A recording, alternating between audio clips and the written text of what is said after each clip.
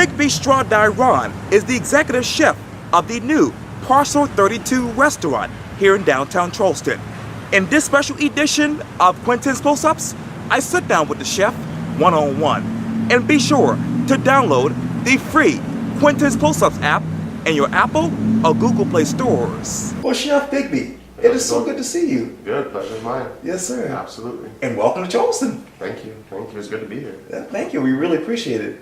So here we sit in downtown Charleston, and really a few blocks down is going to be the Parcel 32 restaurant, which you'll be over. Yeah, I'll be at the helm. Yeah. It's exciting. Yes, indeed. Tell me why now? I think it was just perfect timing. You know, coming from my past project, we had a really good build-up. We talked about the diaspora and how the food that left Africa came to the West Indies. Coming from the United States Virgin Islands, one of my main topics was the fact that my culture, what we were cooking, was a part of the American food traditions. When you look at Charleston more so than any other city, even in reference to New Orleans, I really see how the diaspora affected American food when you see the transition from the Gullah Geechee to the Low Country. Right. You know, to me, I really see this symbolic relationship with diaspora, and especially given indentured servants that left India. You know, when you bring all this together, you're seeing it here in Charleston, so it's an exciting scene. There's some great chefs here, a lot of history, even when you think about things like Denmark Vesey. Denmark Vesey actually came from St. Thomas, which is my sister, rather. So for me, I'm really excited about the cultural, the historical backgrounds, and then there's amazing farmers. And all this revolves around a community that supports it. So to me, those are all things as a chef that makes a great food scene, you know. And it's just great to be a part of it right now. And unfortunately, you've coming to Charleston. It is during a difficult time. As you know, a tragedy took place last week at Virginia's own King. Yeah, that was rough. That was hard. As a chef, that hit home, you know. When it happened, I wasn't in Charleston. I was at a food event in Arkansas. And man, that's rough. I remember seeing the notifications going out, and I was with a group of chefs, and there were chefs from Cuba, there was a chef from California, there was an Indian chef, there was a wide range of chefs. And when that happened, I kind of looked up at everybody, and I'm like, a chef just got killed. And I looked at everybody, and we all stopped. And it was when we realized what happened, it was like, that's not okay. You know, we're in an industry where we work really hard around the clock, and it's just not okay. We got to figure out what happened. If it's something that we could, you know, be proactive about, then we should have these conversations. A lot of people are talking about depression within our community, sobriety, things like that. But we need to start thinking about the workplace and how we could become a better workplace. If I were to look in a magazine and learn about Chef Digby, yes, what would they say about you? It depends on what you're reading.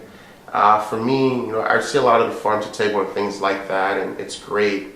But to me, what's really important is sustainability. You know, not just sustaining myself as a chef through the food, but sustaining the culture, sustaining the community, and sustaining the people around me, sustaining myself. You know, when I cook, it's not about, you know, how fancy this could be or how I could make this a superstar dish or anything like that. It's always trying to be as humble to the approach. You know. Respecting the ingredient first is always first and foremost, you know, making sure the product comes out right. But ultimately, like, history is the guide, the culture, the traditions.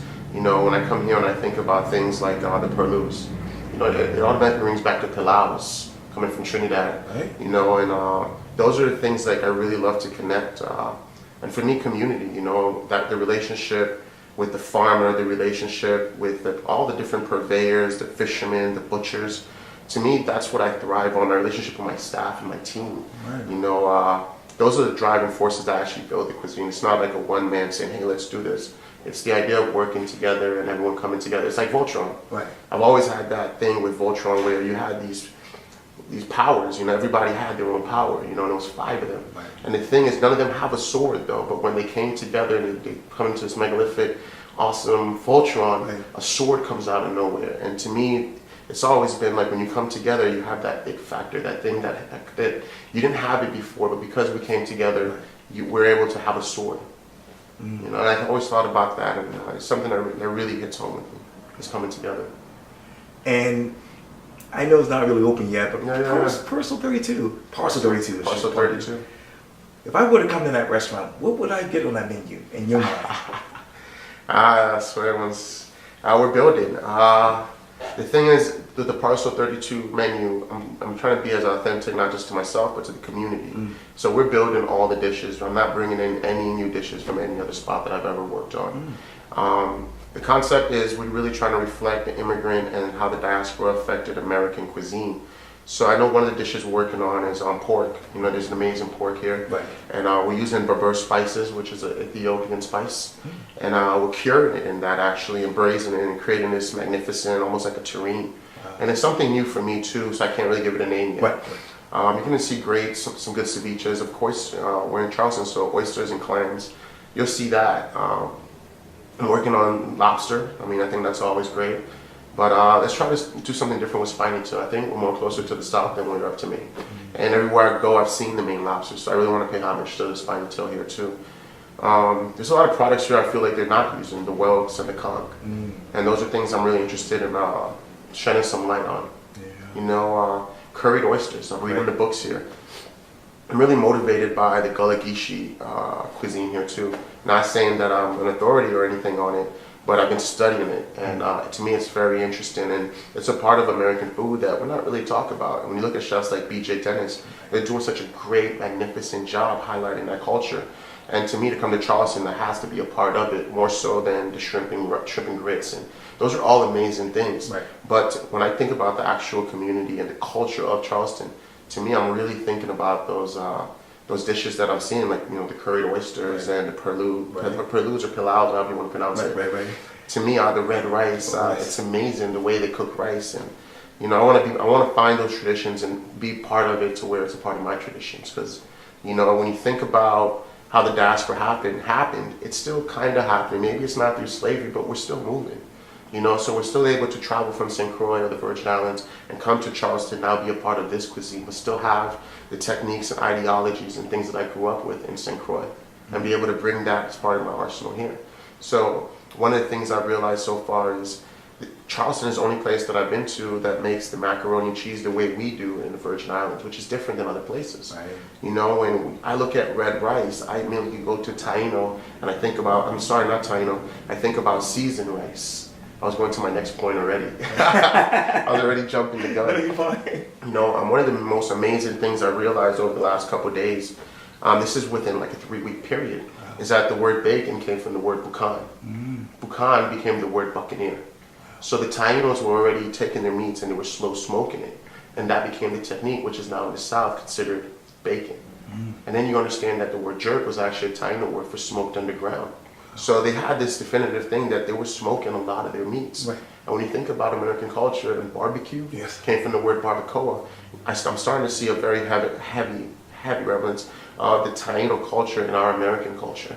You know, whether it was from bacon, bucan, or was it barbecue, or they were jerking meats. And you start realizing that to jerk is almost the same as making bacon. So the conversation I was having in Arkansas was, can you actually jerk pork? Or is that actually bacon? Because it's the same process. So the minute we decide that we're going to smoke it and cure the pork, technically you just made bacon.